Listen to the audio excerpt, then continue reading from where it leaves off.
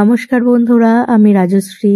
আশা করছি তোমরা সবাই খুব ভালো আছো আর আমিও অনেক ভালো আছি।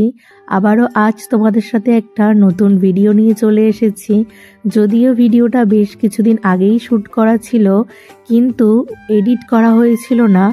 আসলে খেয়াল ছিল না, অনেকগুলো ভিডিও আর কি পরপর জমে গিয়েছে, তো সেগুলোকে এক এক করে এডিট করতে করতে এই ভিডিওটার কথা ভুলেই গিয়েছিলাম। আজকে ফোনের গ্যালারি ঘাঁটতে ঘাঁটতে মনে পড়ল, তাই ভাবলাম ভিডিওটা এডিট করে পোস্ট করে দিই। তোমরা তো সবাই জানো সকালে আমার প্রতিটা দিনই রান্না বান্না থাকে, তো সে কারণে সকালের দিকে তো আর ঘরদোর পরিষ্কার করা হয় না।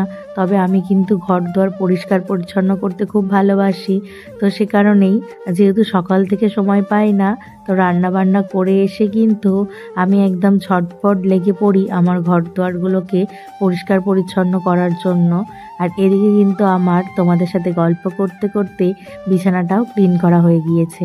জানো তো, এই ব্ল্যাঙ্কেটটা আমার মা আমাকে গত বছর কিনে দিয়েছিল। আমাদের যখন বিয়ে হয়েছিল তখন খুবই গরম ছিল, আর তারপরই যখন শীত পড়লো, আমার মা কিন্তু যখন আমাদের প্রথম কার্তিক পুজোতে এসেছিল তখনই ব্ল্যাঙ্কেটটা নিয়ে এসেছিল। আর মা কিন্তু অত দূর থেকে কষ্ট করে ব্ল্যাঙ্কেটটাকে বয়ে বয়ে নিয়ে এসেছিল। আমি মাকে বারবার বলেছিলাম যে এত দূর থেকে এরকম ট্রেন দিয়ে আনার দরকার নেই, তাও আমার মা কথা শোনেনি। খুব ভালোবেসেই ব্ল্যাঙ্কেটটা আমাদেরকে এনে দিয়েছিল। জানো তো, আমার বাবার বাড়ি থেকে শ্বশুর বাড়ির দূরত্ব কিন্তু অনেকটা মানে বেশ অনেকটা। বাইকে করে গেলে যেমন 2.5 থেকে 3 ঘন্টা সময় লাগবে, ঠিক তেমনই বাস ট্রেন দিয়ে গেলে কিন্তু 4 থেকে 5 ঘন্টা সময় তো মিনিমাম লেগেই যায়, যেহেতু অনেকটা রাস্তা।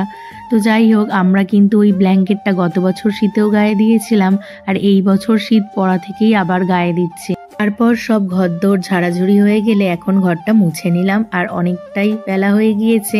তারপর চলে গেলাম স্নানে। চলো তাহলে, আমার এই ছোট্ট ছোট্ট মিনি ব্লগগুলো তোমাদের কেমন লাগছে অবশ্যই কমেন্টসে জানিও। সবাইকে আজকের মতো টাটা।